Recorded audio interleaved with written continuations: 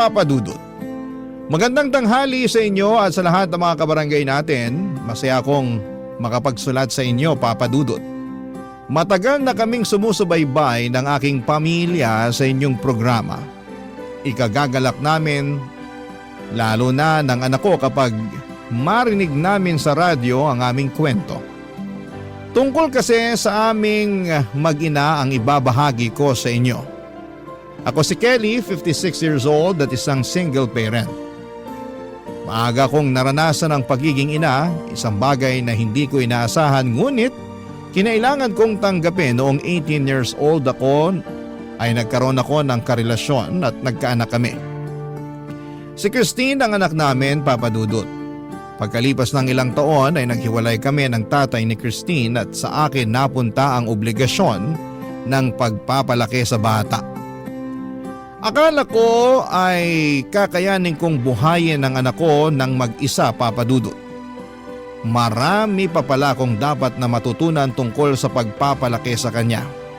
Kabilang na po dito ang pagbibigay sa anak ko ng sapat na atensyon, Papa Dudut.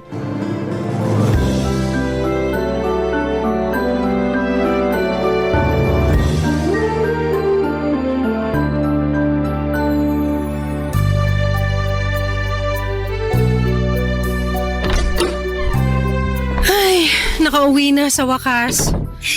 Mama! Christine, nak. Miss na miss ko po kayo. Payakap nga si Mama. Kamusta po ang araw niyo, Mama? Ay, nag-overtime na naman kami kanina. Ang dami kong ginawa ngayon. Nung pauwi naman ako, ang tagal ng biyahe, sobrang traffic sa labas. Ikaw, nandito ka lang sa bahay, no? Opo. Behave ka ba ngayong araw? Opo. Nagawa mo na yung mga assignment mo para sa school. Nagawa ko na po. Ma, kailan mo ulit ako sasamahang gumawa ng mga assignment ko? Miss ko na rin po kasi yung sabay po tayong nag-aaral eh. Di ko alam, Christine eh. Di ko na yata magagawang samahan ka pa sa mga gagawin mo. Lumalaki ka naman na. 7 years old ka na. Kakayanin mo nang gawin yung mga assignment mo ng mag-isa.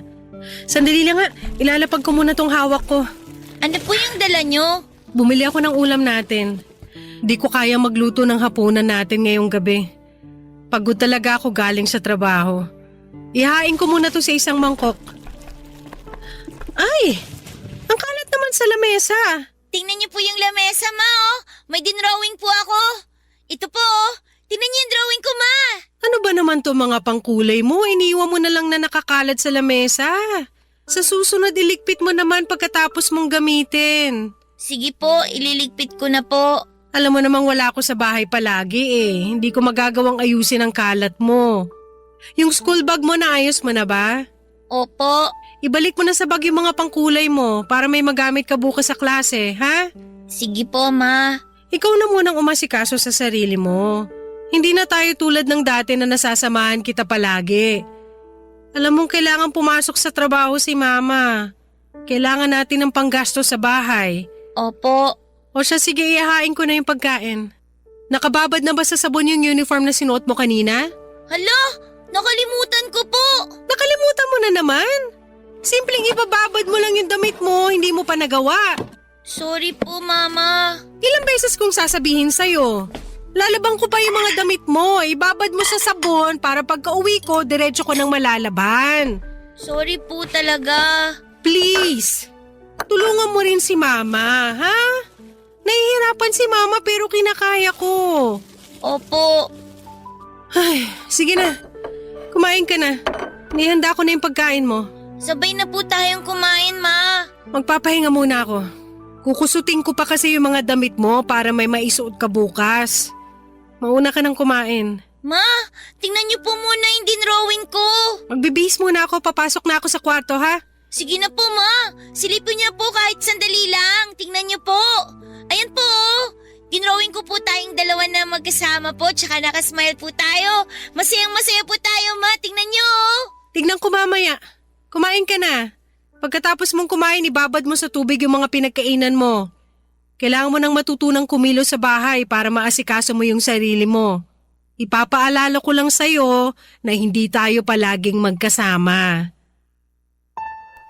Papa Dudut, nakita kong hindi ko kayang ipagsabay ang pag-aaruga ng bata at ang pagtatrabaho. Tinutukan ko na lamang ang aking trabaho at kumuha ng yaya para kay Christine. Sa pagiging abala ko sa trabaho ay nabawasan ng husto ang oras na inilalaan ko para kay Christine. 25 taong gulang pa lamang ako noon, Papa Dudut. Akala ko noon na malaki na ako sa edad na ito, na kaya ko nang maging isang magulang. Mahirap pala lalo na kapag isa kang single parent. Ako ang tumayo bilang nanay at tatay ng aking anak. Kinailangan ko rin kasi na maghanap buhay upang matustusan si Christine. Pakiramdam ko nooy hindi pa ako handang magkaanak o magkaroon ng obligasyon. Maraming beses na pumasok sa isipan ko kung gaano kalaking ginhawa sana kapag wala akong anak. Hindi ko sana naranasan noon ang hirap ng pagsasakripisyo para sa bata. Naisip ko ito lalo na kapag nagiging makulit si Christine. Ngunit sa kabila ng mga hindi magagandang naisip ko ay pinanindigan ko pa rin ang aking anak. Paulit-ulit kong tinandaan na wala siyang kasalanan sa sitwasyon namin. Kaya lang, Papa Dudut, kahit gaano kahaba ang pasensya ng isang tao ay may hangganan din po ito. Dahil na rin sa magkapatong na mga problema at ang pagkadismaya ko sa pagiging single mom, nagkaroon ng araw na nasagad ako sa kakulitan ni Christine. May nagawa tuloy akong pagkakamali sa anak ko. Ito ay ang ipinakita ko na hindi ko pinapahalagahan ang nararamdaman niya. At mas pipiliin ko pa ang trabaho kumpara sa kanya, Papa Dudut.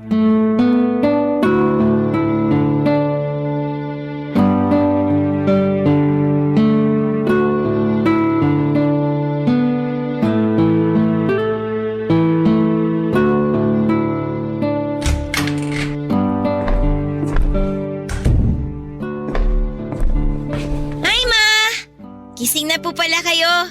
Ngayon pa lang po kayo aalis? Oo, anak. Nasobrahan kasi ako sa tulog. Nauna ka na ngang gumising sa akin eh. Ipinagluto ka na rin pala ng pagkain ni Yaya. Opo. Mama, kumain na rin po kayo. Sabay na po tayo. Hindi pwede, baka malate ako. Kailangan ko nang pumasok sa trabaho. Sige na po. Marami po yung ulam. Sayang naman po kung di kayo kakain. Inyo na yung ulam. Doon ako kakain sa trabaho. Magbabanyo na muna ako bago umalis. Ay, teka po, Mama. Sandali lang. Ma! Ma! Ma! May papakita lang po ako sa inyo, Ma! Buksan niyo yung pinto. May papakita lang po ako. Ang kulit mo naman! Umurong tuloy yung ihi ko. Ano ba kasi yun? Tingnan niyo yung ginawa ko, Ma, oh. Bago po kayo umalis, tingnan niyo po muna to. Ito po, oh. Tingnan niyo, inayos ko po yung toy box ko. Lahat po ng toys ko, nilagay ko po dito sa loob. Ginawa ko po yung bilin niyo sa akin. Maganda po ba? Paulit-ulit kang kumatok sa banyo para lang dyan?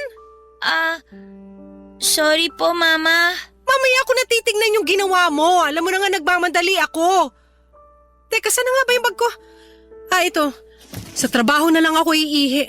Hindi niyo na po ako pinapansin tulad ng dati. Ganun talaga. Nagbabago ang buhay. Ma, baka naman po pwedeng samahan niyo ako ngayon. Sa day off ko na lang. Ilang beses niyo na pong sinasabi yan eh. Pag day off niyo, lagi naman po kayong tulog. Syempre, pagod ako. Dito na lang po kayo sa bahay, Ma. Alam mong kailangan ko magtrabaho. Lagi naman po kayong wala eh. Hindi na po tayo nagkakasama. Wala naman akong choice. Sobra pong namimiss ko na kayo, Ma. Ayaw ko po kayong umalis. Anong gusto mo? Dito lang po kayo. Samahan niyo po ako. Ha? Samahan niyo na po ako ngayon, Ma. Huwag ka naman magpa-importante. May iba ako mas kailangan gawin. Kahit ngayon lang po. Anong sinabi mo ngayon lang? Opo, ngayong araw lang po, Ma. Tapos, pag pinagbigyan kita, ano mangyayari? Magsasama po tayo tsaka maglalaro. Masaya po yun, Ma. Ano ba yan? Wala na akong oras para sa laro. Kahit naman po anong gawin natin, okay lang po. Basta po ang mahalaga kasama ko po kayo. Hindi pwede. Ma, please naman po kahit ngayon lang. Ano ba yung sinasabi mo na ngayong araw lang? Kung pagbibigyan kita ngayon sa gusto mo, tingin mo sapat na yon? Eh sigurado naman ako na sa susunod na araw gugustuhin mong samahan ulit kita. Hindi ma, ngayon lang po talaga. Sigurado kung hihiling ka ng isang araw pa. Pagkatapos sa susunod ulit noon, hanggang hindi na tayo matapos at puro laro na lang aatupagin natin. Promise po ma, ngayong araw lang po, maniwala kayo. Sasamahan ka ni Yaya habang wala ako. May kalaro ka na. Magkaiba naman po kayo eh. Ikaw po yung gusto kong makasama. Ay, hindi ka talaga magpapatinag. Aalis na nga ako para matapos na to. Please naman po ma. Kapit ka ng kapit sa braso ko. Dito ka lang po. Bitawan mo nga ako. Ma, huwag kang umalis. Bahala ka dyan. Mag-iiyak ka kung gusto mo. Ma, wag mo akong iwan, ma. Mama. Wag mo akong iwan, ma. Mama. Papadudot, magmula noong hindi ko pinagbigyan si Christine sa araw na yon ay nagbago ang pakikitungo namin. Napansin kong hindi na siya naglalambing na katulad ng dati. Nabawasan ang paglapit at pangungulit ni Christine sa akin. Hindi na rin siya palangiti at nagmukhang malungkot ang kanyang mga mata. Nung unay nakaramdam ako ng ginhawa dahil nabigyan ang buhay ko ng katahimikan. Mas natutukan ko ang mga dapat kong gawin. Subalit may ugali si Christine na madaling makapagkapalagayan ng loob ng kahit na sino, papadudot. Mabait talaga siyang tao at mabuti ang kalooban. At sa katagalan ay hinahanap-hanap ko rin po ito. Kaya lang tuwing magkasama kami noon ay meron ng pag-aalinlangan na parang siya na mismo ang umiiwas sa akin. Ginagawa ko na lamang ang aking obligasyon at sinusuportahan siya sa aspetong pinansyal. Kaya lang kahit sabihing nasusustentuhan ko siya, sa katagalan ko lamang naintindihan na kulang ito para ipakita ang pagmamahal sa anak. Lumipas ang panahon at hindi ko na namalayan ang mga araw at taon na hindi ko kasama si Christine. Hanggang sa lumaki na siya. Dito na tuluyang nagkalayo ang loob namin sa isa't isa, papadudot. Meron ng lamat sa aming dalawa at hindi ko pa noon naunawaan ang dahilan nito, papadudot. Barangay Love Stories. Barangay Love Stories. Mabilis lamang ang panahon, papadudot. Kamukat-mukat ko ay dalaga na si Christine. Edad 30 na at nagtatrabaho na rin. Dahil sa pagkalayo ng loob naming mag-ina ay hindi ko man nalaman na nagkaroon si Christine ng nobyo. Biro mo ha, 2 taon na pala silang nagsasama ng nobyo niya bago niya ito ipinakilala sa akin. Kahit sa pag-aasawa nilang dalawa ay binalitaan na lamang ako ni Christine noong kasal na sila. Wala na ako nagawa kundi ang magulat. Maliban sa magkaiba na kami ng bahay ni Christine ay halos wala na akong alam noon sa nangyayari sa kanya. Hindi ko alam ang kanyang kalagayan o kung ano man ang saloobin niya. Hindi ko man lang siya natatanong kung kumusta na siya. Saka lamang ako na balitaan noong tumawag sa akin sa telepono ang asawa niyang si Ben. Doon ko muling naramdaman ang pagkasabik na makarinig ng anumang balita sa anak ko. Ito pala hindi ka nais-nais, papadudot, dahil may nakatanim palang mabigat na saloobin sa puso ni Christine.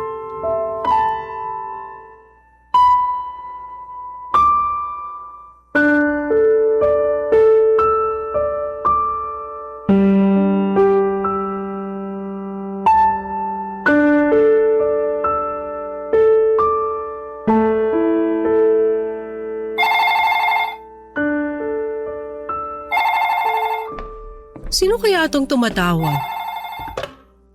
Hello? Hello? Tita Kelly, si Ben po to. Oh, Ben. Napatawag ka. Kumusta kayo ni Christine? Yun nga po, kaya po ako tumawag sa inyo. Tungkol po sa anak nyo. Paano ko ba ito sasabihin? Ayos lang ba si Christine? Maayos naman po ang kalagayan niya. Wala naman po siyang sakit o anuman, pero Pero ano? ano kasi, ilang araw na pong ganito si Christine. Yun bang wala sa hulog? Anong ibig mong sabihin? Di ko rin po kasi talaga alam kung ano nangyayari sa kanya. Sa tagal namin magkakilala ni Christine, ngayon lang siya nagkaganito talaga. Alam niyo naman po siguro na matagal nang bugnutin si Christine. Oo, alam ko. Minsan magugulat ako. Bigla na lang siya mawawala ng gana ng walang dahilan. Hindi ko naman siya inaaway. Alam ko na yung senyalis kapag bad mood siya. Nagmumukha siyang may malalim na iniisip at tatahimik siya. Saka siya mag-walkout at magkukulong sa kwarto. Kapag nagkakaganon siya, hinahayaan ko na lang muna siya. Palilipasin lang naman ang oras at mamaya makakausap ko na uli siya. Kaso po ngayon, Pero kumusta nga si Christine ngayon? ilang araw na kasi siyang ganon. Ayaw niya nang bumangon. Pang ilang araw na ba? Kung tama ang kwenta ko, 1 linggo na siya nakapulupot sa higaan. Ang ginagawa ko, pinapatawa ko siya at pinapakain ko. Kaso, hindi na tumatalab sa kanya. Kahit anong pagpapalakas ng loob ko sa kanya, ganun pa rin po siya. Ba't naman lumala yung pagiging moody niya? Ewan ko nga Akala ko panandalian lang yung lungkot niya. Matagal na siya nagpapakita ng ganitong pag-uugali. Naiintindihan ko moody siya dahil sa lungkot na dinadala niya. Pero ang sa akin lang kung ano man ang pinagdadaanan niya sa buhay, subukan man lang niyang patawarin. May problema ba si Christine? Hindi ako sigurado. Tahimik naman ang buhay namin mag-asawa. Mabait ako kay Christine at mahal ko siya. Pero siguro, Anong siguro? lagi niyang naaalala yung nakaraan niya. Madalas niya itong ino-open sa akin. Di raw siya masaya nung bata pa siya. Ang lungkot daw talaga niya. Pakiramdam daw niya na walang nakakaintindi sa kanya. Pero, paano magkakaganon? Nung maliit pa si Christine, hindi naman siya nakaranas ng paghihirap. Sinigurado kong may sapat kami sa lahat ng pangangailangan. Masunurin din siyang bata. Hindi talaga siya pasaway, kaya hindi naman siya napasok sa anumang gulo. Wala rin naman siyang naikwento sa akin na pwede kong pagdudahan. Hula ko lang to Siguro kailangan po kayo makausap ni Christine. Na makausap ako? Bakit naman sa tingin mo? Baka lang po may kinalaman sa inyo sa pagsasama niyo mag-ina. Mukhang malalim po kasi ang ugat nitong nararamdaman ni Christine. Lagi niya po sinasabi sa akin na pakiramdam niya malayo sa kanya yung nanay niya. Pakiramdam niya wala raw tumuturing sa kanya bilang pamilya. Ha? Kaya nga po ako tumawag sa inyo kasi gusto ko sanang dalawin niyo si Christine. Baka po makatulong sa kalagayan niya. Baka kasi may kailangan lang po kayong pag-usapan. Magkaliwanagan lang kayo. Pero, bakit? May nagawa ba ako?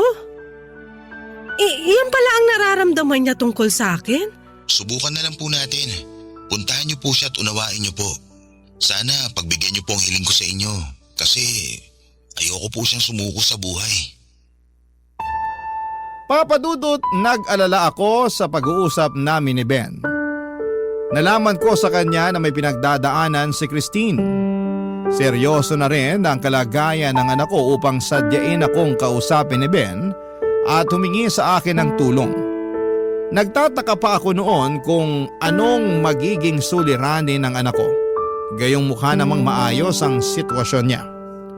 Kahit matagal nang hindi nagkukwento sa akin si Christine ay hindi ko makita noon ang anumang problema sa kanyang buhay. Maganda ang buhay nilang mag-asawa, Papa Dudut. Mabuting tao rin si Ben at maasikaso. Hindi ko alam kung ano pang magiging dahilan upang panghinaan ng loob si Christine. Hinangad kong masasagot ang aking mga katanungan sa pagdalaw ko sa bahay nila ni Ben, Papa Dudut.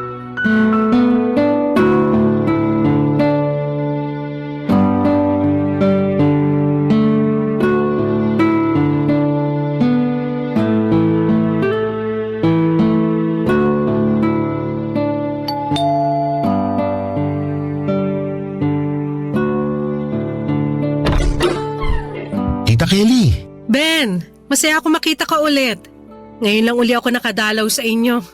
Natutuwa ako na malinis pa rin kayo sa bahay, ha? Naku, sa labas lang po ng bahay yan.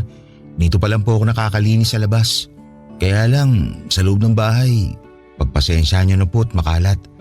Hindi pa po kasi kami nakakapagligpit. Ako lang po kasi ang kumikilos ngayon sa bahay. Pasok na po tayo. Hala, magulo na pala sa loob ng bahay nyo. Hindi ko akalain kapag nasa labas ka. Ikaw rin ba nagluluto ngayon? Opo.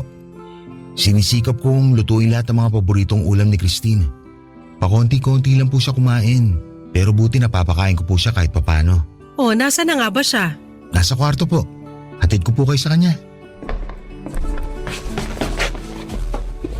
Dito po tayo, tita. Christine, andito mama mo. Dinalaw ka niya. Ha? Si Mama? Papasukin ko na siya ha. Christine, Ma, Waiwan ko po muna kayong dalawa. bakit nandito ka? gusto ko lang kumustahin ka. Ilang araw ka na raw hindi lumalabas ng kwarto nyo. Sinabi yan sa'yo ni Ben? Oo, nag-aalala siya sa'yo. Okay ka lang ba? Ewan ko ba? Kailan mo pa ito nararamdaman? Ano, ganito lang talaga ako minsan. Tinatamad lang ako. Wala ka lang sa mood? Oo. Eh 1 linggo ka na raw hindi bumabangon. Ang tagal mo nang wala sa mood. Ewan ko ba? Eh kumusta ka ngayon? Ayos naman ako.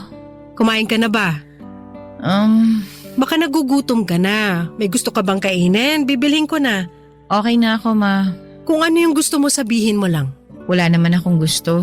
Huwag kang mahiya, mahilig ka sa ice cream, di ba? Gusto mo ba? Hindi na. Ayokong kumain. Ayoko rin ng kung ano.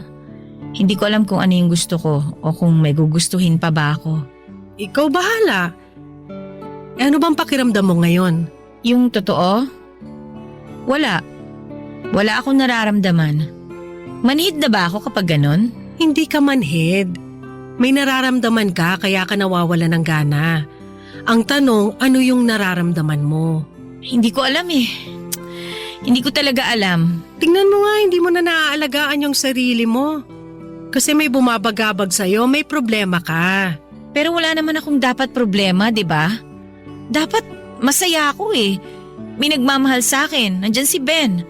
Mapayapa kaming nagsasama. Nandyan ka rin, Ma. Tsaka mukhang masaya ka naman, kaya okay na sa akin yun. Pero ikaw ba? Gusto ko rin maging masaya ka. Eh, kaso hindi ko na alam kung paano eh. Parang nakalimutan ko na kung paano sumaya.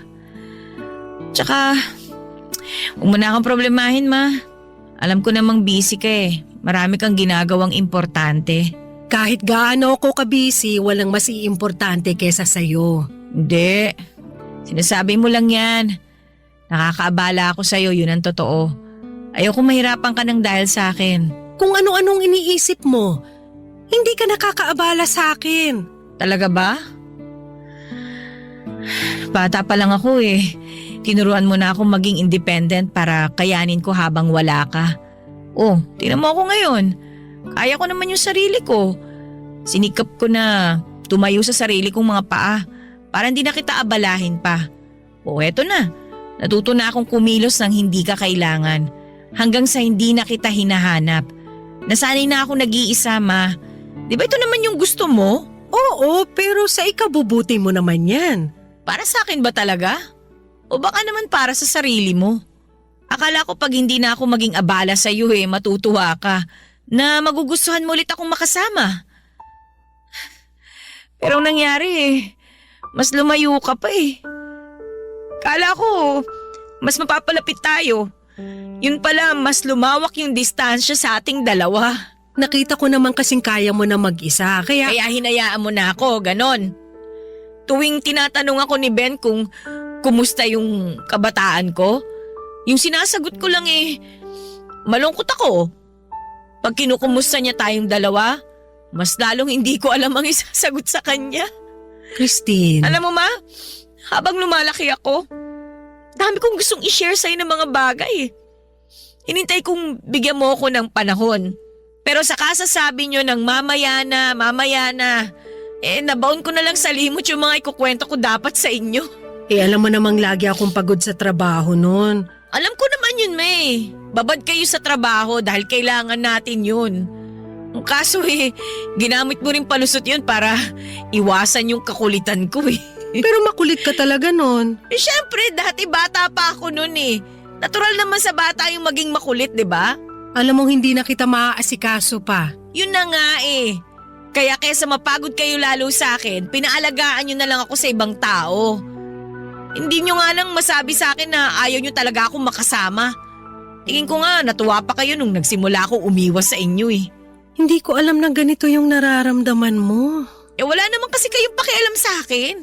Kaya wala akong masagot kay Ben tungkol sa ating dalawa. Dahil wala naman tayong pinagsamahan Masyado nang lumayo yung loob natin sa isa't isa. Hindi ko sinasadya na mangyari to sa ating dalawa. Meron akong tanong na matagal nang gumugulo sa isipan ko. Ayoko na nga maalala yun pero bumabalik na naman sa akin. Ang alin? Ginusto niyo ba ako bilang anak niyo? Ha? Ginusto niyo ba ako sa buhay ninyo?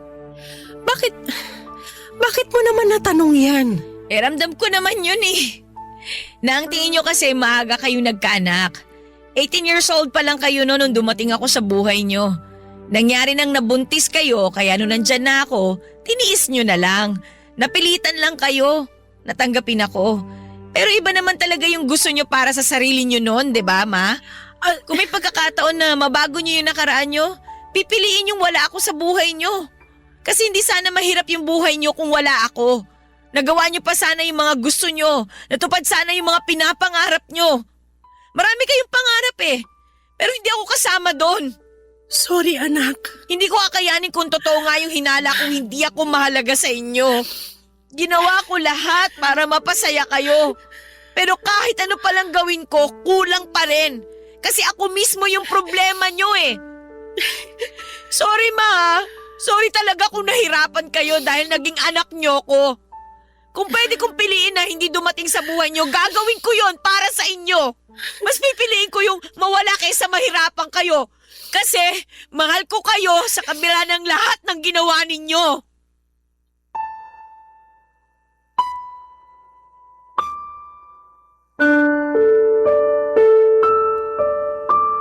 Papadudot nagulantang ako sa pagbahagi ni Christine ng kanyang nararamdaman.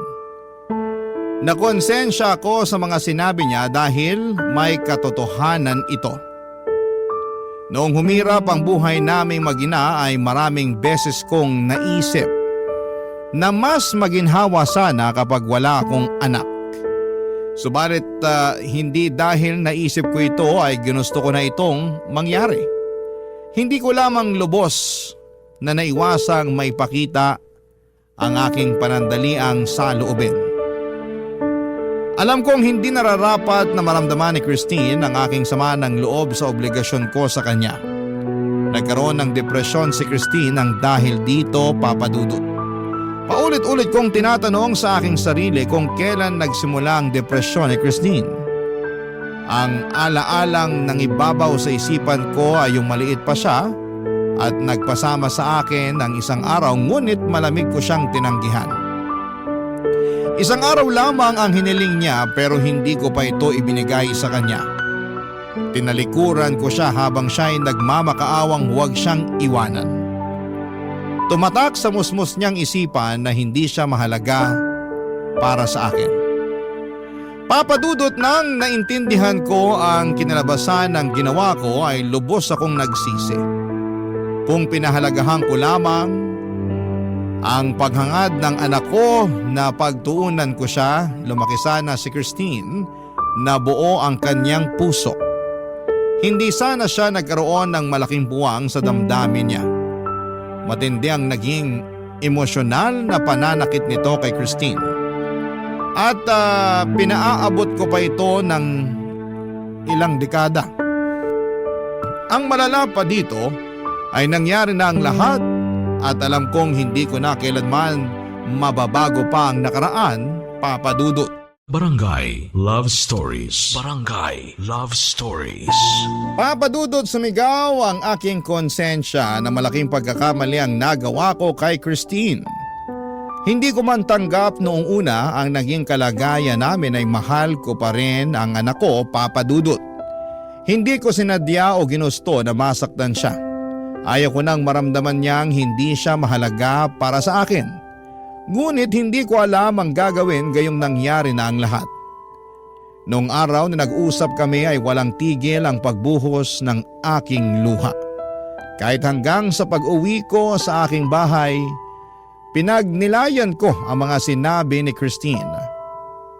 Kung mas gugustuhin ko nga ba na hindi na lamang sana siya dumating sa akin, Papa Dudut. Alam ko ngayon na hindi ko pipiliin yung wala si Christine sa buhay ko. Pipiliin ko pa rin na magkasama kami kahit gaano ito kahirap. Pipiliin kong hindi ko kailanman na ipakita na naging pabigat siya sa buhay ko. Higit sa lahat ay hindi ko man nagawa noon ay pipiliin ko nang pasayahin siya. Upang pakalmahin ang aking emosyon ay huminga na lamang ako ng malalim. Mataimtim kong binalikan sa aking isipan ang nakaraan.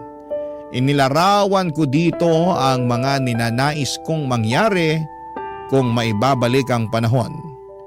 Nagsimulang maglaro sa isipan ko ang mga nagawa ko sana at ang mga karugtong pang naranasan sana namin. Lumalim ang pagmuni ko hanggang sa ito'y naging madetalyadong katang-isip. Nadagdagan at nadagdagan pa ito ng eksena sa loob ng aking imahinasyon. Kahit nasa isipan ko lamang sila ay paunti-unti nitong binawasan ang bigat sa loob ko.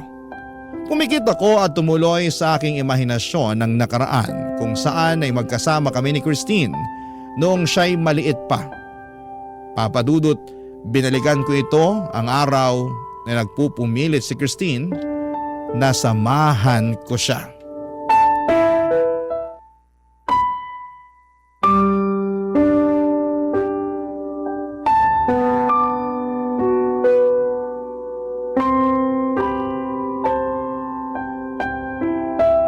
Dito lang kayo ngayon sa bahay ha? Aalis na ako. Mama, gusto ko po kayong makasama. Hindi pwede, may pasok pa ako. Samahan niyo po ako ngayon. Sige na po. Gusto mo ba talaga makasama si mama ngayon?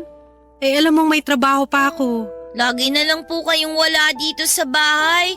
Pag day off niyo po, puro tulog naman kayo. Miss na miss ko po kayong makasama, Mama. Kaso kailangan ko magtrabaho.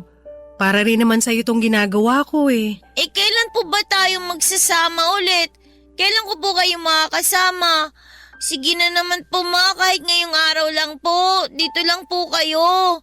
Promise ngayon lang po. Alam mo namang hindi kita matitiis, kaya pagbibigyan kita sa hinihiling mo. Talaga po? Sasamahan niyo po ako? Pero ngayong araw lang ha, ngayon lang kita mapagbibigyan. Sige po ma, ngayon lang po, promise po. Siyempre, para sa'yo gagawin ko ang lahat. Wow, makakasama ko po kayo. Anong gusto mong gawin ngayong araw anak? Kahit ano po ma, basta po kasama ko po kayo. Paano yan eh, ganyan din yung gusto ko. Pwede nating gawin ng kahit ano basta magkasama tayo. Sa'yo tong isang araw at matutupad mo yung lahat na magpapasaya sa'yo. Ano nga po kaya? Ang dami po natin pwedeng gawin, Mama. Piliin mo yung pinakagusto mo. Pwede po ba tayong lumabas? Oo naman, saan mo gustong pumunta? Gusto ko po maglaro sa perya. Sa perya? Opo, punta po tayo. Mag-enjoy po tayo doon, Ma. Tapos, anong gagawin natin doon? Ano po, gusto ko pong subukan yung mga palaro doon. Meron doon po yung hinahagis yung bola tapos magsushoot po doon sa mga butas. Gusto mo yon? Opo, isushoot po lahat ng mga bola doon. Iba-iba po yung kulay ng mga butas para po sa iba't ibang premyo. Kayang-kaya mo yun, nak. At saka po, gusto ko rin po sumakay doon sa kabayo, yung pang umiikot, yung may tumutunog na magandang music habang umiikot po. Ah, yung merry-go-round. Opo, opo. Sakay po tayo dun, Ma. Dapat po magkasama po tayo, Pwede rin. Tapos syempre po, hindi po kumpleto yung araw pag wala pong matamis. Ay, alam ko na yung sinasabi mo. Sige nga po, ano po yung sinasabi ko? Eh di yung paborito mong pagkain, ice cream. Kailangan niyo po talaga ako, Mano. Alam niyo po kung ano yung gusto ko. Maaraw pa naman ngayon, bagay nga sa mainit na panahon. Sige, Kakain din tayo ng ice cream. Yung mango flavor po, ma. Masarap po yun. Meron ka pang gustong gawin? Hindi magpapahinga na. Oo nga naman. Kailangan din natin magpahinga. Sige na, ma. Sa perya na po tayo. O sige, Talaga po? pupunta tayo sa perya! Yay! Ang saya ko! Tara na! Wait lang po, ma. Hindi pa po kayo kumakain ng almusal. Ay, oo nga pala. Ayaw mo magutom si Mama. Ang sweet naman ng anak ko. Siyempre po, love ko po kayo eh. Sobrang love din kita, anak. Magpalakas po tayo at kumain po muna, ma. Para po marami tayong magawa ngayong araw na to.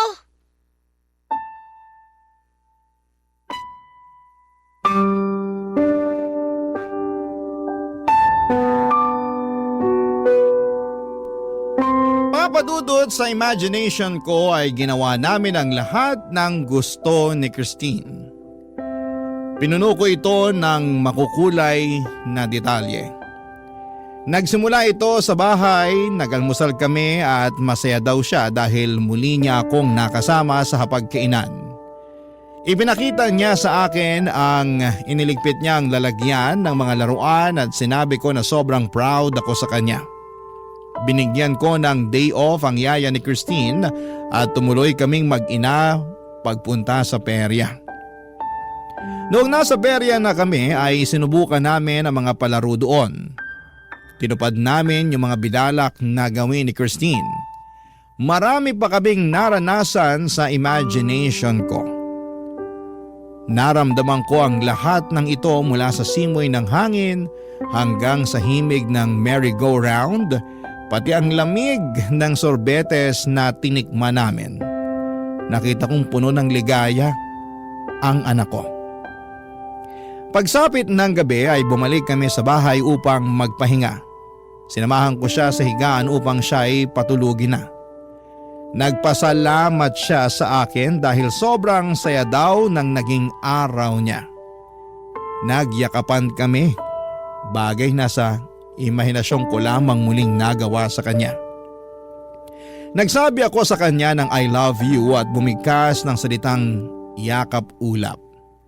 Ibig kong sabihin dito ay yakap na kasing lambot ng ulap. Kusa lamang na lumabas itong salita sa bibig ko. Hinele ko si Christine hanggang sa tuluyan siyang nakatulog. Nang nakontento na ako sa aking pag-i-imagine ay paunti-unti kong minulat ang aking mga mata at bumalik ang diwa ko sa kasalukuyan. Tinapos ko na ang paglarawan sa aking isipan at nakapaloob sa aking imahinasyon ang ginusto kong maranasan ni Christine at ito ay ang lubos kong pagmamahal. Kahit nasa katang-isip ko lamang ang eksena, gumaan ang pakiramdam ko na parang totoo itong nangyari, Papa Dudut. Nagpatuloy pa rin ang aking pag-iyak ngunit hindi na dahil sa panghihinayang. Pilit kong pinanatili sa puso ko ang pag-asang hindi pa huli ang lahat. Buhay pa kami ni Christine at marami pang araw na pwede kaming magkasama. Marami pang pagkakataon para maramdaman namin ang aming pagiging magkapamilya. Papa Dudut, hindi ko man na iparanas kay Christine ang masayang kabataan ay maibibigay ko pa sa kanya ang maliligayang karanasan simula ng araw na yon. Lumipas ang ilang araw na iniisip ko kung paano maaayos ang pagsasama naming mag-ina. Nang tinawagan ako ni Christine sa telepono, nalaman kong hindi lang ako ang nakakaramdam ng paghilom ng damdamin, kundi maging siya, Papa Dudut.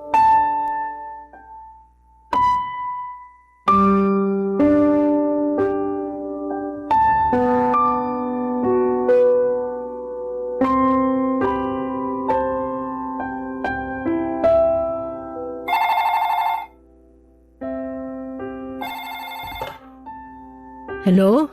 Mama? Christine, kumusta ka na? Okay naman ho ako. Pakiramdam ko medyo umayos na ako. Ay, mabuti kung ganon. Ano nangyari sa'yo nito mga nakaraang araw? Ayun, puro tulog lang yung ginawa ko. Pagkagising, puro naman iyak. Halos naubos ko na nga yung tissue sa bahay sa kasising ako eh. Alam niyo ma, ang himbing ng tulog ko nung nakaraan, may napanaginipan ako maganda nung gabing yon. Kaya lang, hindi ko naman makwento sa inyo kasi hindi ko na rin matandaan eh. Pero sure ako na napanaginipan ko yun nung araw na dumalaw kayo. Talaga?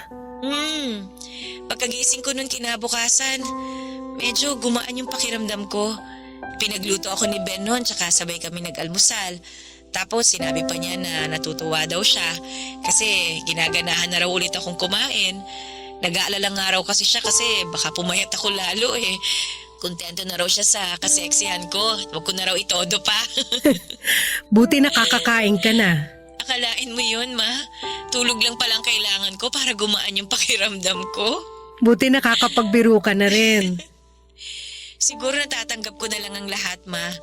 Ginusto ko na maging close tayo nung bata pa ako. Pero wala naman ako magagawa nun kung nakadepende sa iyo yung paghahanap buhay.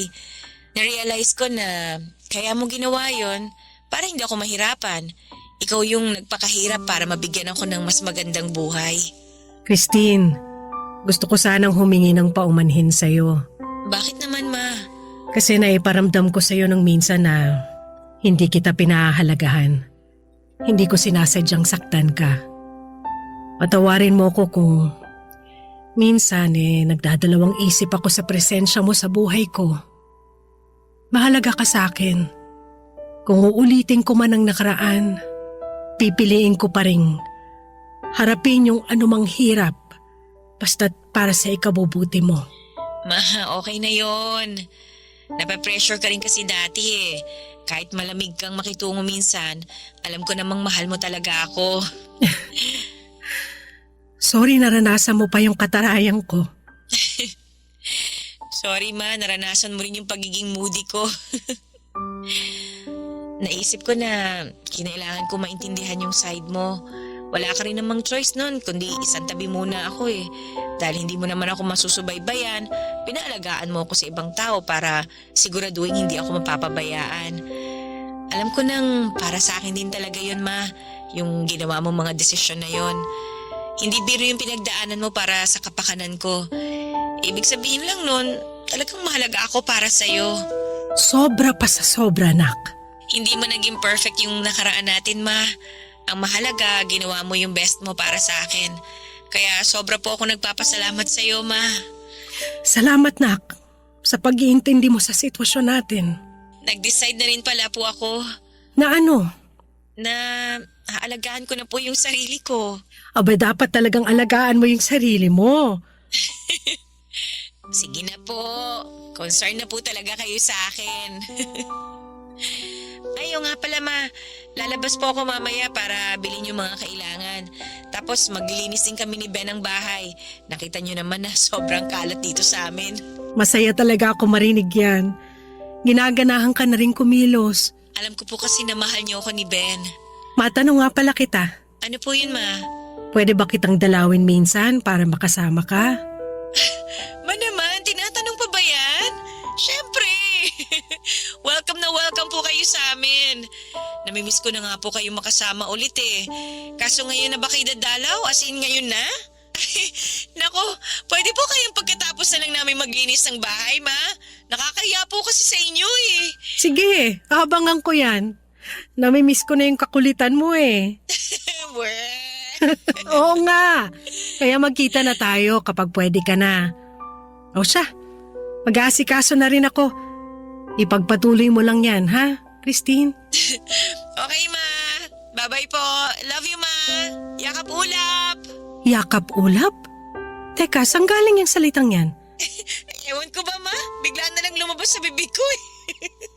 Yakap na kasing lambot ng ulap yung ibig kong sabihin doon, ma. Pinagsama ko lang yung dalawang salita. Nakakatuwang sabihin yun, di ba, ma? Nakakatuwa nga. Love you din, anak. Yakap ulap. Sa tanang buhay ko ay hindi ko maalalang ginamit namin ni Christine kailanman ang inimbento naming salita. Nakapagtataka, Papa Dudut. Nasa katahang isip ko lamang dapat itong salitang ito. Kaya paano ito nalaman ni Christine? Napuno tuloy ng mga katanungan ang isip ko. Hindi kaya naramdaman ni Christine ang naging katang-isip ko? Ito kaya ang nabanggit niyang magandang panaginip niya. Nakarating kaya sa kanya ang pagmamahal na nais kong ibigay sa kanya? Maaring hindi ko na masagot ang mga tanong na ito, Papa Dudut. Ang alam ko lang noon ay isang himala na bumuti ang pakiramdam ni Christine. Bumalik ang kanyang sigla at eto naman ang pinakamahalaga. Magmula noon ay hindi ko na pinalalagpas tuwing may pagkakataon na magkita kami ni Christine. Pinaglaanan ko siya ng oras palagi at pinagsikapang bumawi sa kanya. Nadiskubre kong matagal na rin itong hinahangad ng anak ko. Kaya mabilis na nagkalapit ang loob naming mag-ina. Papa Dudut, walang katumbas ang ligaya ko na nakikita kong muli ang kislap sa mga mata ni Christine. Sa wakas ay nararamdaman na niyang kabilang siya sa isang pamilyang puno ng pagmamahal. Sa katagalan ay lumikha si Christine ng magandang buhay para sa sarili niya at sa pamilya nilang mag-asawa. Ngayon ay may sarili siyang negosyo at malakas ang kanyang loob sa marami niyang hangarin sa buhay. Higit sa lahat ay masaya siya. Maraming salamat po, Papa Dudut, sa pagbabahagi ng aking kwento sa inyong mga tagapakinig. Naway ang aming karanasan ay nakapagbahagi sa inyo ng tuwa at pag-asa.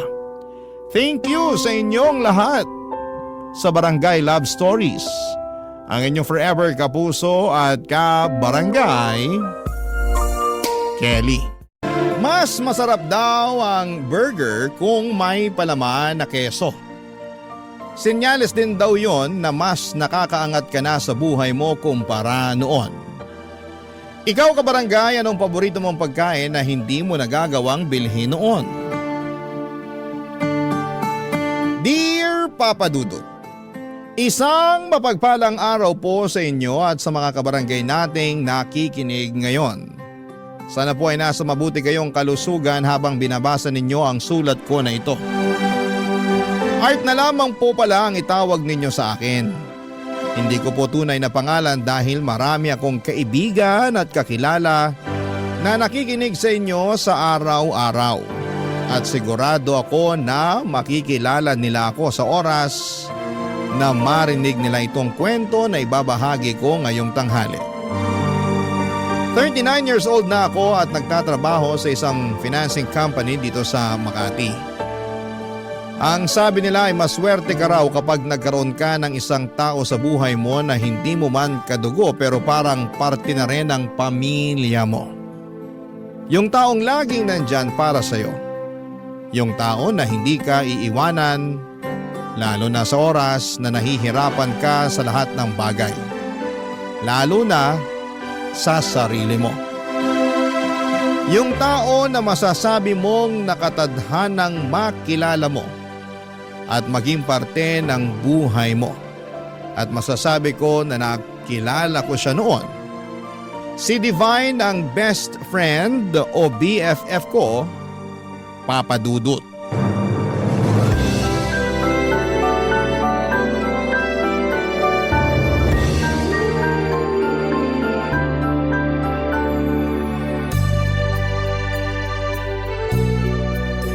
Ano BFF?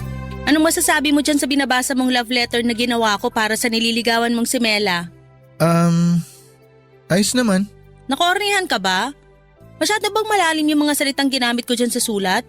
O nakukulangan ka sa sweetness ng pagkakasulat ko dyan? Sa totoo lang, maganda naman yung pagkakagawa mo sa love letter na to. Talaga? Bakit parang iba yung reaksyon ng mukha mo sa sinasabi mo ngayon? Naisip ko lang kasi kung uso pa ba talaga yung mga love letter ngayon? Uy, oo naman. Huwag mong minamaliit mga love letter na ganyan. Para sa amin kasing mga babae, pakiramdam namin espesyal kami kapag nakakatanggap kami ng love letter. Bakit naman? Kasi hindi madaling gumawa ng love letter. Bago ka makatapos ng isang sulat, ilang minuto o oras din ang kailangan mong ilaan sa paggawa. Kaya alam namin na bawat love letter na matatanggap namin, ginawa yun na may effort at pagmamahal nung nagbigay sa amin. Ay, sana ganyan din mag-isip si Melay, kagaya mo. Uy, feeling ko naman oo. Paano mo naman nasabi yan? Close na kaming dalawa, di ba? Napansin ko nga na madalas na kayo magkasabay kumain sa kantin. Oo, at madalas rin na ikaw ang topic naming dalawa. Talaga? Naghihinala na ba siya na hindi ako yung gumagawa ng mga love letter na binibigay ko sa kanya? Walang ganun, BFF. Masyado kang praning. Eh, anong madalas yung pinagkukwentuhan tungkol sa akin? Tungkol sa panliligaw na ginagawa mo sa kanya. At kung sa tingin ko raw ba, seryoso ka talaga sa kanya. Ano namang sabi mo? Ang sabi ko, hindi. Kasi may iba ka pang nililigawan dito sa school natin. Sinabi mo talaga yun? Huy, kalma! Siyempre, hindi yun ang sinabi ko sa kanya, no? Grabe. Akala ko talaga siniraan mo na ako kay Mela. Hindi ko magagawa yun kasi best friend kita. At ang palagi ko talagang sinasabi sa kanya, kung gaano siya kaswerte na siya yung nililigawan mo. Kasi sigurado ako na seryoso ka sa kanya at mahal na mahal mo siya. We, sinabi mo talaga yon? Oo nga! Parang wala kang bilib sa akin. Hindi naman sa ganon. Ano lang, ano naman sagot ni Mela nung sinabi mo yun? Wala eh. Wala. As in, wala? Oo. Namula na lang yung mukha niya tapos napangiti na lang siya. Halatang nagpipigil ng kilig ang bruha. Sa tingin mo, kinilig talaga siya? 100% na sigurado ako. Minsan nga nakita ko siya na binabasa yung love letter na binigay mo sa kanya eh. Abot tenga yung ngiti niya ng oras na yon. Kaya sinasabi ko sa'yo, BFF, malaki ang pag-asa mo dyan kay Mela. Nagpapakipot lang yan pero sasagutin ka rin niya. Ay, sana nga. Sana hindi niya ako basti din kasi ang lalim na rin talaga ng pagmamahal ko para sa kanya eh. Basta ipagpatuloy mo lang ang ginagawa mo at tutulungan kita sa abot ng makakaya ko. Ay, may pagkain nga pala ako dito sa bag, muntik ko pang makalimutan. Eto oh. Uy, wow, burger! Oo, at hindi lang yan basta burger ha.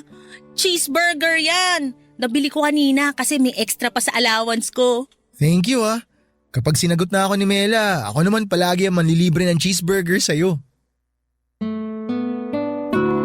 Matagal na kaming magkaibigan ni Divine Papadudut. Magkaklase kami mula second year high school nang mapunta ako sa highest section hanggang fourth year. Kaming dalawa yung madalas na naglalaban sa top 1 sa klase pero hindi namin tinuring na kalaban ang isa't isa. Dahil palagi kaming nagtutulungan pagdating sa mga subject na nahihirapan ang isa sa amin. Hindi kami nagkokopyahan pero madalas kaming magkasama kapag nagre-review sa canteen, classroom o library. Magka-share din kami sa mga baon namin kasi pareho kaming galing sa simpleng pamilya na madalas na nagtitipid ng mga gastusin sa bahay. Mas naging close kami noong nasa huling taon namin sa high school. Kung saan ay halos dikit talaga palagi ang mga grades namin. Hanggang sa makuha ni Divine ang pagiging valedictorian at ako naman ang naging salutatorian. Natuwa ako para sa kanya kasi alam ko na deserve niya yon dahil pinaghirapan niya lahat ng mga review na ginawa namin. Mabuti na lamang at nang mag-college kami, sa parehong university kami nag-aral.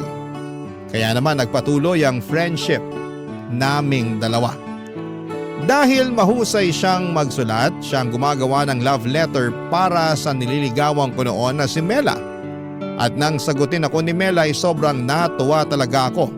Kaya nag-celebrate kaming dalawa at nilibre ko siya ng paborito naming cheeseburger.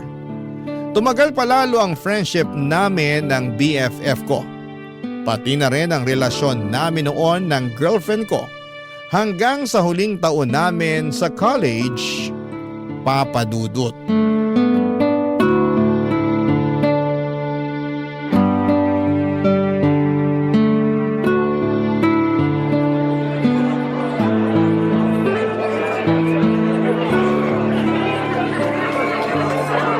Mela, congrats ha!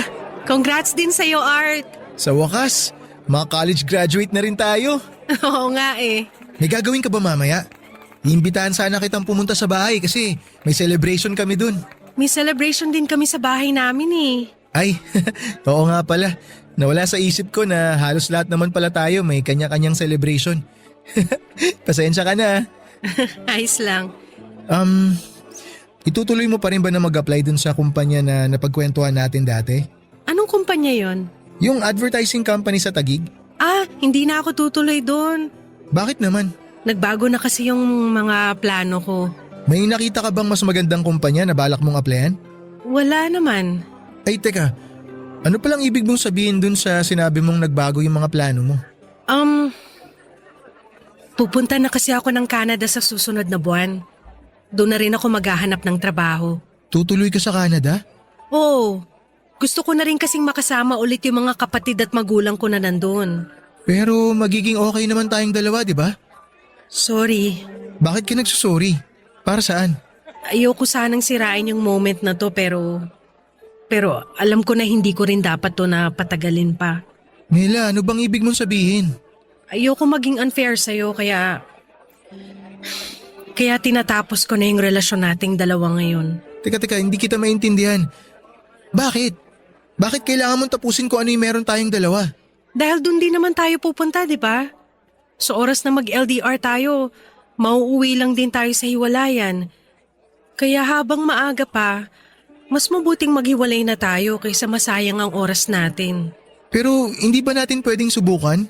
Subukan muna natin. Ayoko na nga masayang pa ang oras natin. Mela, walang masasayang dahil mahal natin ang isa't isa. Hindi tayo kagaya ng iba na bibitiw kagad dahil hindi naman sapat yung pagmamahal na nararamdaman nila. Iba tayo sa kanila, di ba? Naniniwala ako na kakayanin natin magpatuloy. Kaya natin ipagpatuloy tong relasyon natin kahit magkalayo tayong dalawa. Art, sorry talaga pero alam ko kasi sa sarili ko na hindi ko kakayaning tumagal sa isang LDR. Maniwala ka, hindi rin naman madali sa akin to pero alam ko na ito yung kailangan nating gawin. Hindi man lang ba talaga natin susubukan? I'm sorry. Buo na talaga ang desisyon ko. Ay, kailangan ko na ring umuwi. Congratulations ulit sa'yo ah. And I'm sorry. Alis na ako. Uy, BFF! Congrats sa atin! Sa wakas nakalaya na rin tayo sa pagiging estudyante. Uy, BFF! Okay ka lang ba? Oo, ayos lang ako. Para kasing ang tahimik mo. Ano nga palang pinag-usapan nyo ni Mela bago siya umalis? Kanina ko pa gustong lumapit sa inyo pero parang ang seryoso nyo masyado. Uy, BFF! Umiiyak ka ba? Hindi ako umiiyak. Hindi raw. Pero namumula na yung mga mata mo. Ano ba nangyari? Ay, nakipaghiwalay na kasi sa akin si Mela eh. Ano? Bakit daw? Matutuloy na raw kasi yung pagpunta niya ng Canada. Nandun kasi yung pamilya niya eh, di ba? O tapos? Pwede naman kayong magtawagan o video call habang magkalayo kayong dalawa. Marami ng paraan para hindi nyo mamiss ang isa't isa kahit nasa Canada pa siya. Ayaw ni Mela ng LDR. Iniisip niya na maghihiwalay din naman kami. Kaya tinapos niya na yung relasyon namin hanggat maaga.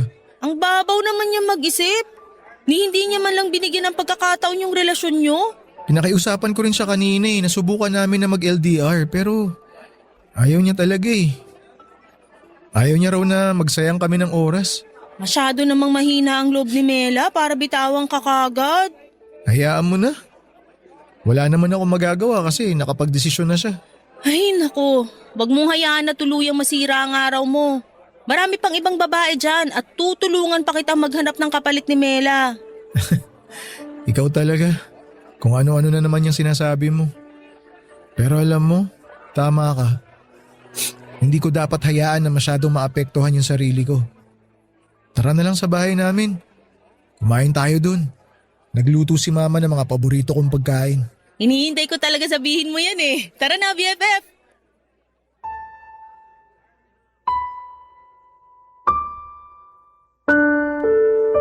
Papadudot masasabi ko na first love ko talaga si Mela. Noong nasa high school kasi ako ay wala akong ibang ginawa kung hindi ang mag-focus lamang sa pag-aaral. Hindi naman ako nerd pero sadyang wala ding babae na nakakuha ng atensyon ko noon. Nang mag-college ako at makilala ko si Mela noong sport festival namin sa university ay doon ko unang naramdaman yung tinatawag na love at first sight. Simple lang si Mela pero malakas ang dating niya. Matangkad siya, Papa Dudut, morena ang kulay ng kanyang kutis at mahaba ang buhok niya. Dahil first time kong manligaw noon ay nagpatulong talaga ako sa BFF ko, si Divine. Siya ang palaging tagagawa ko ng love letter at naging tulay din para maging close kami ni Mela. Magkaklase kasi sila sa isang minor subject at nakipaglapit din talaga sa kanya si Divine para mailakad ako. Nang maging kami ni Mela at inamin ko sa kanya na si Divine talaga ang gumagawa ng mga love letter na ibinibigay ko, hindi siya naggalit sa akin, Papa Dudut. Wala nga rin kami halos pinag-awayan noon at palaging masayang ala-ala lamang ang meron kami. Ayun nga lang, yung inaasahan kong pang forever ay nakatadhana palang matapos kaagad noon, Papa Dudut. Barangay Love Stories. Barangay Love Stories. Papa Dudut, aaminin ko na hindi naging madali para sa akin ang umusad noon kahit lalaki ako. Emotional at sentimental kasi akong tao. Dahil unang karanasan ko sa relasyon ay nag-invest talaga ako ng malalim na pagmamahal. Kahit na sabihing medyo mga bata pa kami noon ay sigurado na ako kaagad na si Mela ang gusto kong makasama sa panghabang buhay. Kasama na siya sa mga plano ko para sa future pero ang hindi ko alam ay hindi na pala ako kasama sa mga plano niya noon. Mabuti na lamang din at palagi nandyan ang best friend kong si Divine para sa akin. Ginawa niyang lahat para kahit papaano ay mabawasan ang bigat na nararamdaman ko dahil sa paghihiwalay namin ni Mela. Pinupuntahan niya ako sa bahay, dinadalhan ng pagkain at sinasama sa kung saan saang lugar kagaya ng parke, food court sa mall at paborito naming kainan ng mura pero may masarap na cheeseburger. Para maaliw lang ako at makalimutan kong saglit si Mela. Pagkatapos ng isang buwan, nag-apply na kami ni Divine sa iba't ibang kumpanya. Kaagad kaming natanggap pero sa magkaibang kumpanya. Ganon pa man ay hindi naputol ang komunikasyon at pagkakaibigan namin. Hanggang sa hindi ko napansin na 5 taon na rin pala ang lumipas. Mula nang makapagtapos kami sa kolehiyo, Papa Dudut.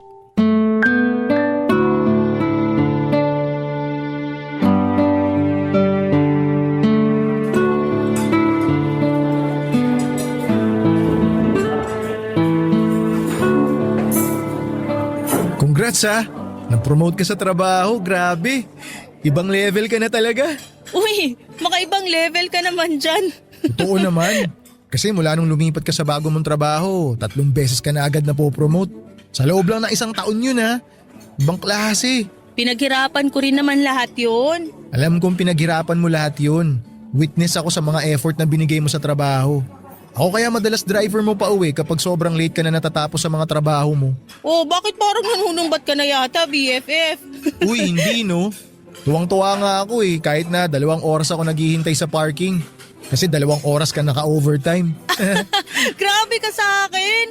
Minsan naman, sinasabi ko na mauna ka nang umuwi Hindi mo na ako kailangang hintayin kasi magtatagal pa ako sa opisina. Ikaw lang yung makulit na sinasabing hihintayin ako sa parking lot para maihatid ako pa uwi. Ayoko kasing tumambay sa loob ng mall kaya doon na lang ako naghihintay. Kapag alam ko rin kasi na sobrang malilate ka ng labas sa opisina nyo, hindi rin ako matahimik sa bahay. Dami kaya masasamang tao sa paligid sa panahon ngayon. Masyado ka namang concerned sa akin. Siyempre, kailangan ko maging concerned sa'yo kasi nakakalibre ako ng masarap na dinner kagaya ngayon. Ngayon lang to kasi nga gusto ko nang may makakasama na mag-celebrate sa promotion ko. Mag-boyfriend ka na kasi para hindi mo na ako palaging nililibre. BFF, kapag nagka-boyfriend na ako, sisiguraduhin ko na ako naman yung palagi niyang ililibre. Ayos, parang nagpaparinig ka dyan. Nililibre naman kita. Mas malakas ka lang kumain sa akin kaya mas gusto mo na ikaw madalas ang nagbabayad kapag kumakain tayo sa labas. Nagda-diet na nga ako ngayon kasi ramdam ko na bumibigat na talaga ako. Hindi na rin kasya yung mga ibang damit ko sa akin. Hindi ka pa naman ganun kataba kaya hindi mo kailangan mag-diet.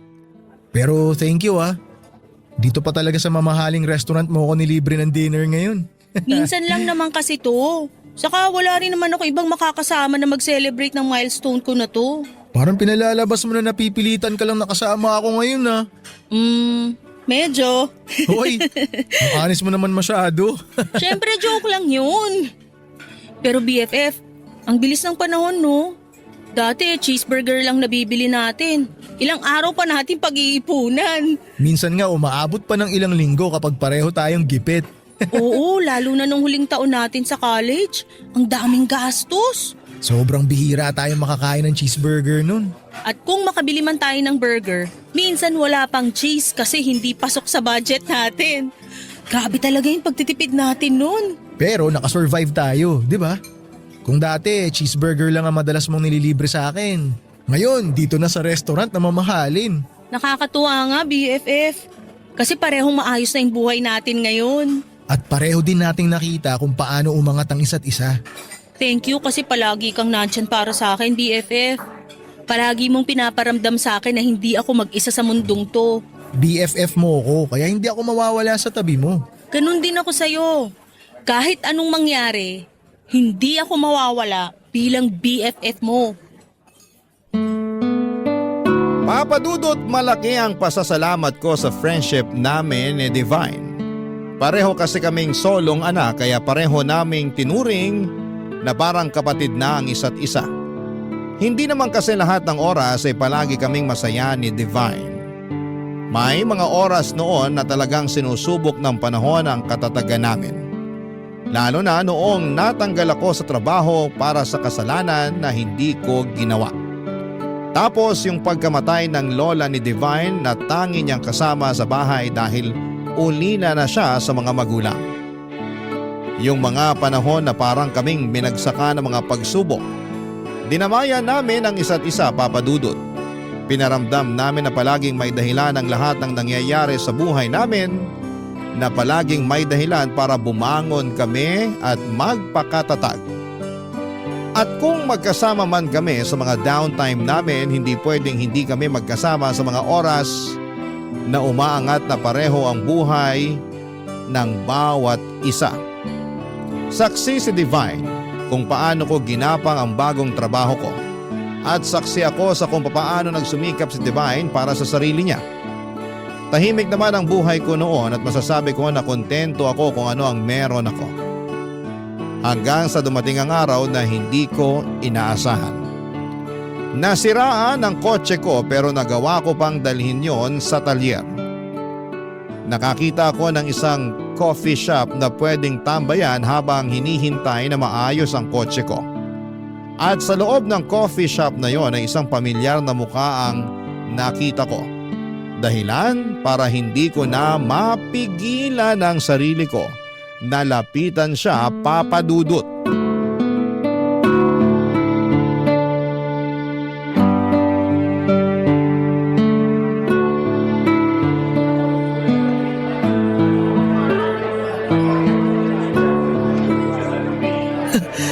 Mela, Art? sabi na ikaw yan eh. Kumusta ka na? Okay naman ako, ikaw? Ayos lang din ako. Okay lang ba kung maupo ko dito? O baka makaistorbo ako sa date mo? Wala akong date. Sige lang, maupo ka lang dyan. Wala naman akong ibang kasama eh. Upo na ako ah. Kailan ka pa nakauwi ng Pilipinas? Nung nakaraang buwan lang. Nagbabakasyon ka lang ba? Naku, hindi. Dito na ulit ako magsistay sa Pilipinas. Talaga? Oo. Bakit naman? Hindi kasi talaga ako masaya doon. Ang tagal din mag-grow ng career ko sa Canada. May mga oras na parang pakiramdam ko, naliligaw na ako at kailangan ko na ulit hanapin ang sarili ko. Alam mo yon? Nafe-feel ko na pinipilit ko na lang ang sarili ko na maging masaya habang nandun ako. Parang wala talaga sa Canada yung happiness ko. Partida nandun pa yung pamilya ko pero wala eh. Kaya nagdesisyon na ako na umuwi na lang dito sa Pilipinas. Nagbabaka sakali na nandito yung dahilan para sumaya ulit ako. Ano ba naman to? Ngayon na nga lang ulit tayo nagkita, dinadramahan na agad kita. Pasensya ka na, Art. Ano ka ba? Okay lang. Di mo kailangan humingi ng pasensya. Namiss ko nga yung mga ganitong moment eh. Alin, yung pagdadrama ko? Hindi. Ikaw mismo yung namiss ko. Yung mga oras na magkasama tayo tsaka magkausap tayong dalawa. Ay nako Art, hindi ka pa rin nagbabago. Ang galing mo pa rin bumanat ng mga ganyan. Nagsasabi lang naman ako ng totoo. Sino palang hinihintay mo dito? Boyfriend mo? Boyfriend agad? Natanong ko lang kasi baka bigla na lang may sumapak sa akin dito kaya maganda na sigurado. Para kung sakali, makailag ako, di ba?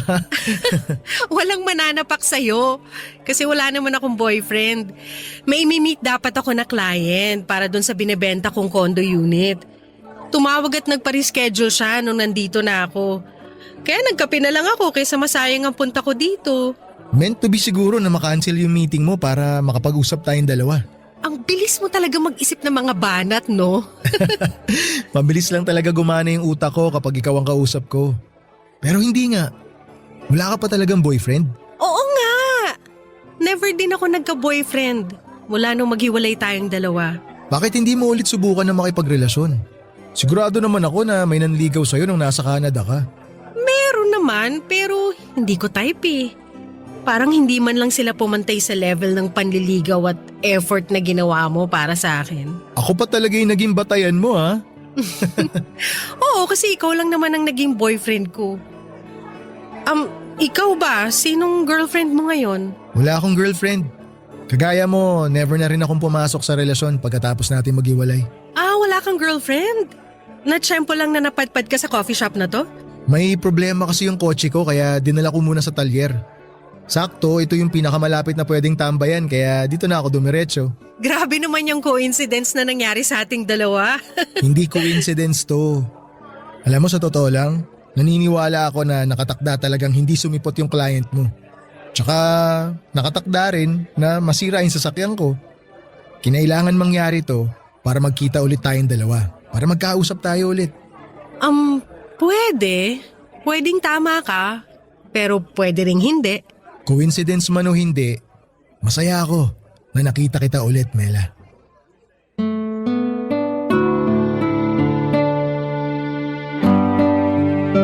Papadudot lahat talaga ng nangyayari sa buhay natin ay palaging may malalim na kahulugan at dahilan. Kagaya na lamang ng muli naming pagkikita ni Mela. Pagkatapos kasi ng paghihiwalay namin noon ay hindi na kami nagkaroon pa ng pagkakataon na muling magkausap. Hindi na rin kasi ako nagtangka pa na puntahan siya sa bahay nila bago siya umalis papunta sa Canada. Naisip ko kasi na ayoko rin naman siyang pilitin na piliin ako kesa sa buhay niya sa Canada. Alam ko na matagal na rin niyang pangarap na makasama ang mga magulang at kapatid niya na nandoon, papadudot. Hindi ko lang talaga inaasahan na mas maaga ang pag-alis niya. Isa pa ay siya rin naman ang pumili ng desisyon na tapusin na ang relasyon namin noon. Kahit pa gusto ko sanang subukan ng LDR sa relasyon namin, hindi siya or siya na ang unang bumitaw kaagad. Pero nang araw na muli kaming magkita, hindi ko itatanggi na may nararamdaman pa rin akong espesyal para kay Mela. Hanggang sa mga oras na yon, papadudot. Barangay Love Stories. Barangay Love Stories. Papadudot pagkatapos ng pagkikita namin ni Mela ay kaagad ko siyang hinanap sa Facebook at nag-send ako ng friend request. Nang gabi rin na yon ay inaccept niya kaagad ang friend request ko at nagsimula kami na muling mag-usap. Hindi ko na itatanggi na grabe ang kilig na nararamdaman ko ng mga panahong yon. Para po akong bumalik ng college, kami na hindi pa kami noong mga panahong hindi pa kami masyadong nag-uusap. Doon ko na na-realize na hindi talaga nawala ang pagmamahal na nararamdaman ko sa kanya noon. Wala rin naman akong ibang babae na nagustuhan maliban sa kanya. Kaya siguro na muli kaming magkita ay kaagad na bumalik ang espesyal na nararamdaman ko para sa kanya. Naging madalas din ang pag-uusap naming dalawa, papadudot, at halos araw-araw at gabi-gabi na kaming magka-video call. Hindi kami nauubusan ng topic o mga kwento at palaging may tawanan at may moment din na nagkakaiyakan kami habang magka-video call. Napag-usapan kasi namin noon ang tungkol sa nakaraan namin. Kung paano nagsimula at nagtapos ang kwento naming dalawa. Wala po akong kasiguraduhan noon pero ramdam ko na gusto ko ulit sumugal sa magiging kwento namin ni Mela, Papa Dudut.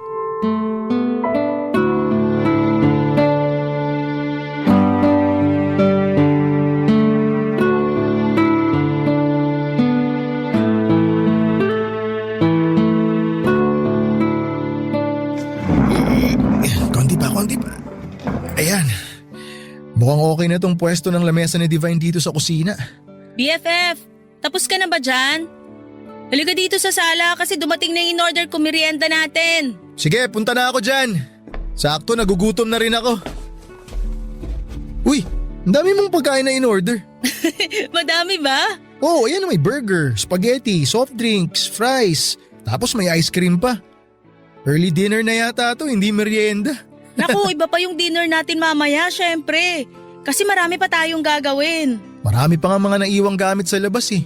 May lamesa pa dun, aparador, mga upuan at kung ano-ano pang mga malalaking gamit. At yung iba doon, iaakit mo pa sa second floor kaya maupo ka na dito sa sofa para makapagmerienda na tayo. Kakailanganin mong kumain dahil marami ka pang bubuhatin ng mga gamit. Ay, eto na nga, uupo na para makakain na rin ako nitong merienda. Siyempre, unahin ko muna tong favorite nating cheeseburger. Uy, BFF, thank you talaga kasi tinulungan mo akong maglipat ng ibang gamit dito sa bagong bahay ko. Wala naman akong choice. Hindi kasi nipot nung mga kinausap mo na dapat magpapasok ng mga gamit dito sa loob ng bahay. Buti nga malaki yung garahe nitong nakuha kong bahay eh. Ayos lang nga itambak muna dun yung mga gamit na binaba mula sa truck. Ilan yung nagbaba ng mga gamit mo mula sa truck kanina? 2 lang sila eh, yung driver at yung kasama niyang lalaki. Sabi ko nga baka pwedeng ipasok na rin nila sa loob ng bahay yung mga gamit. Pero ayaw nila kahit magdagdag pa ako ng bayad. Hanggang pagbaba lang daw ng mga gamit yung usapan namin. Saka may susunod na hakot pa raw sila kaya kailangan na kagad nilang umalis. Buti nga nung tinawagan kita kanina nakasagot ka kagad eh. Tiyempo nga kakauwi ko lang din nun sa bahay. Nagbasketball kami ng pinsan ko, dun sa court malapit lang sa amin. Dapat nga tatawagan ko na rin nun si Mela eh. Nauna ka lang tumawag sa akin. Hello, sorry BFF. Natawagan mo rin naman siya, di ba? Oo, natawagan ko naman pero saglit lang din. Kasi sinabi ko na kailangan ko nga pumunta dito sa'yo. Alam niya natutulungan kitang magpasok ng mga gamit mo dito sa bagong bahay mo. Mukhang nangangamoy second chance na talaga tayo, BFF ah. Sana nga. Pero ayoko rin munang madaliin. Alam mo na, baka pareho lang kami masaktan eh. Tama yung ginagawa mo. Kung gusto mo talaga na bigyan ng second chance ang relasyon nyo, kailangan na makilala nyo uli ang isa't isa. Ilang taon din kayong hindi nagkita at nagkausap kaya marami nang nagbago sa inyong dalawa. Alam mo, napag-usapan namin yan nung minsan. Ang dami ko na rin kasing hindi alam tungkol sa kanya eh. Ganon din siya sa akin. Kaya nga gusto ko rin muna na pag-isipang mabuti kung liligawan ko siya ulit. Pero mahal mo pa rin naman siya, di ba? Hindi naman nawala yung pagmamahal ko sa kanya. Alam mo yun. Kaya nga siguro hindi ako nagkaroon ng oras para sa ibang babae kasi hindi siya nawala sa puso ko. BFF, medyo corny yun ah. Naku, corny ba? Pasensya ka na. Joke lang. Pero tama ka naman sa lahat ng sinabi mo. At kung ano man yung maging desisyon mo, susuportahan kita. Basta huwag kang mawawala sa birthday celebration ko ah. Baka sumakto pa kasi yun sa date nyo ni Mela tapos ako yung hindi mo siputin. Hindi ako pwedeng mawala sa birthday mo. Dapat lang kasi ikaw lang bisita ko kaya bawal ka talagang umabsent. Promise, present ako sa magiging birthday celebration mo. Huwag mag-alala, darating at darating ako. Papa Dudut, hindi naging madali ang desisyon ni Divine na paglipat sa bagong bahay na kinuha niya para sa sarili niya. Pero gusto niya na rin kasing malayo sa lugar o mga bagay na nagpapalungkot sa kanya. Kasama na doon ang bahay ng namatay niyang lola. At dahil mag-isa na nga lang siya sa buhay, ako na lang halos ang tinuring niya na pamilya niya.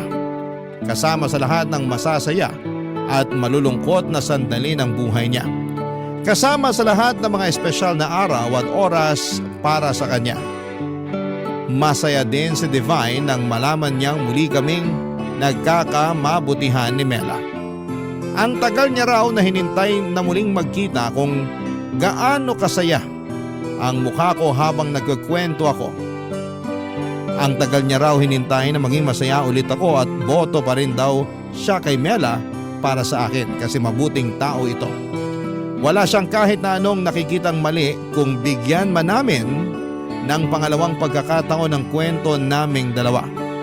Doon ko naisip kung gaano talaga ako kaswerte na may isa akong BFF na kagaya ni Divine, Papa Dudut.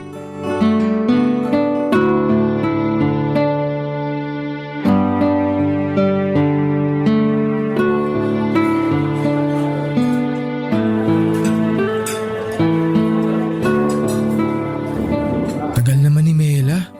Sabi niya kanina, malapit na siya dito sa restaurant. Uy, tumatawag si Divine. Hello? O BFF, kamusta? Nandiyan na si Mela? Wala pa nga eh. Akala ko kasama mo na siya kaya hindi na ako nag-expect na masasagot mo tawag ko. Ang tagal nga niya eh. Lalo tuloy akong kinakabahan. Bakit ka naman kinakabahan? Kasi 'di ba, ngayon ko na itatanong sa kanya kung okay lang ba naligawan ko siya. Bakit kasi kailangan mo pang itanong yan? Gawin mo na lang. Sigurado naman akong papayag din yang si Mela. Alam ko naman yun. Gusto ko lang din na marinig o maramdaman mula sa kanya kung meron ba akong pag-asa.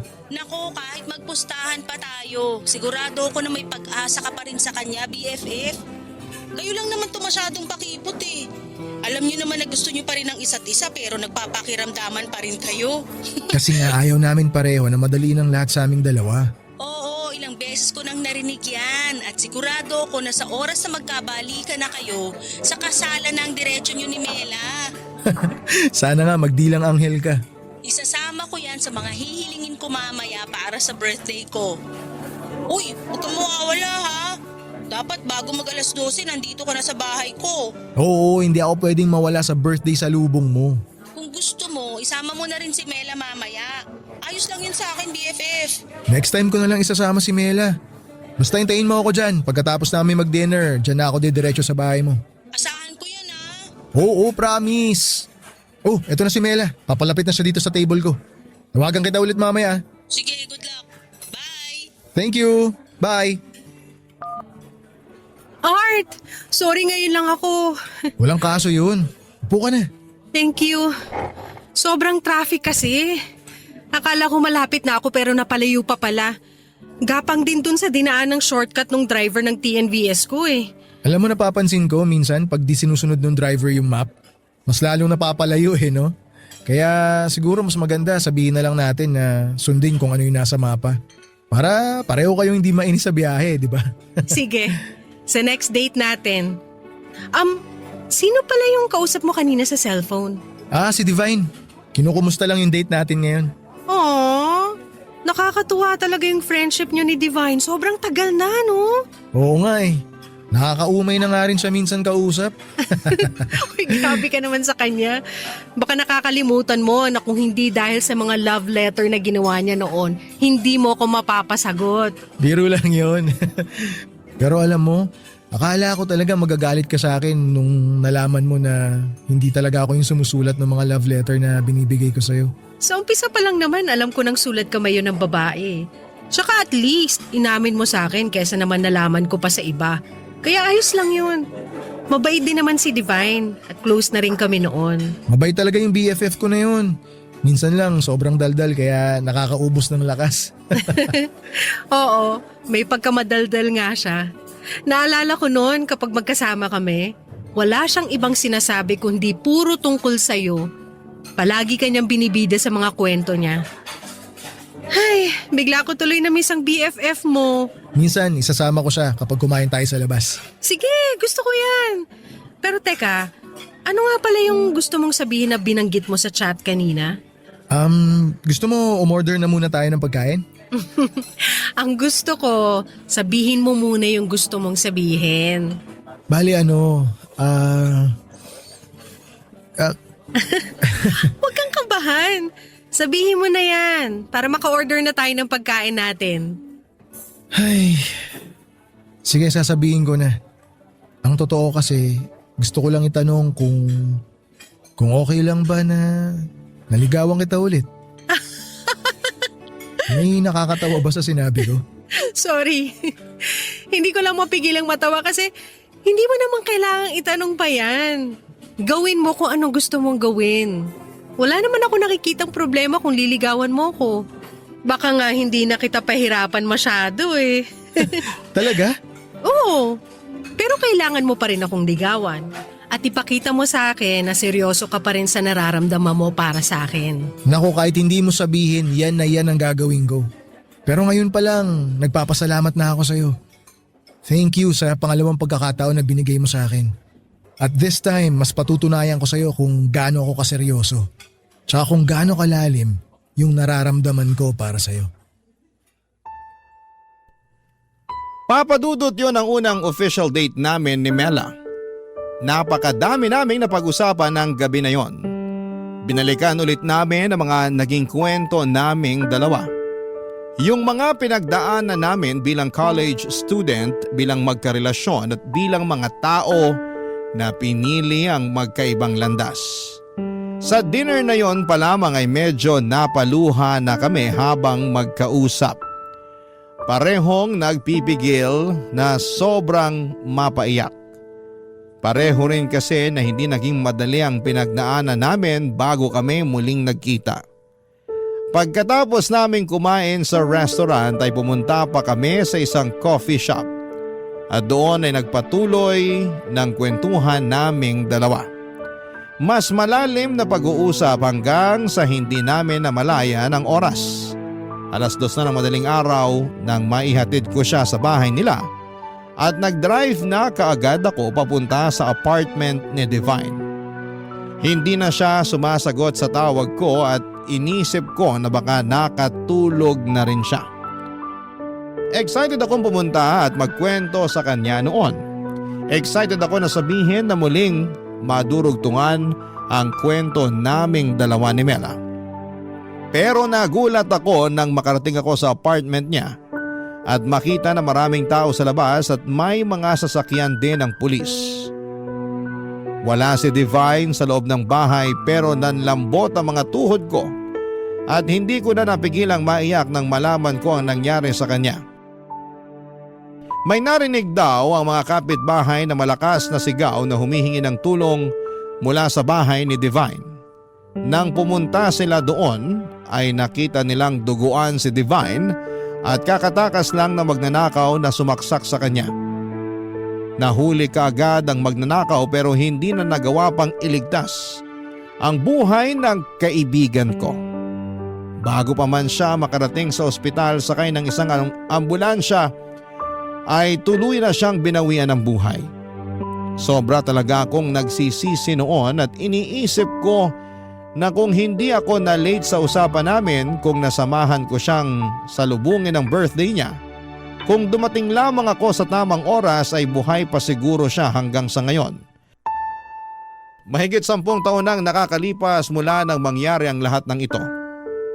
Mag-asawa na kami ni Mela at may 2 ng anak. Kapag naaalala ko ang nangyari kay Divine ay hindi ko mapigilan na sisihin ang sarili ko.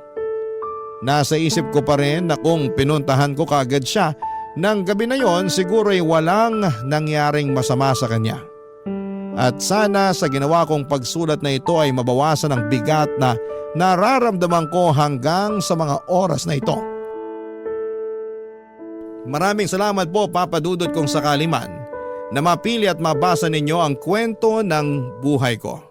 Ang inyong forever kapuso at kabarangay, Art.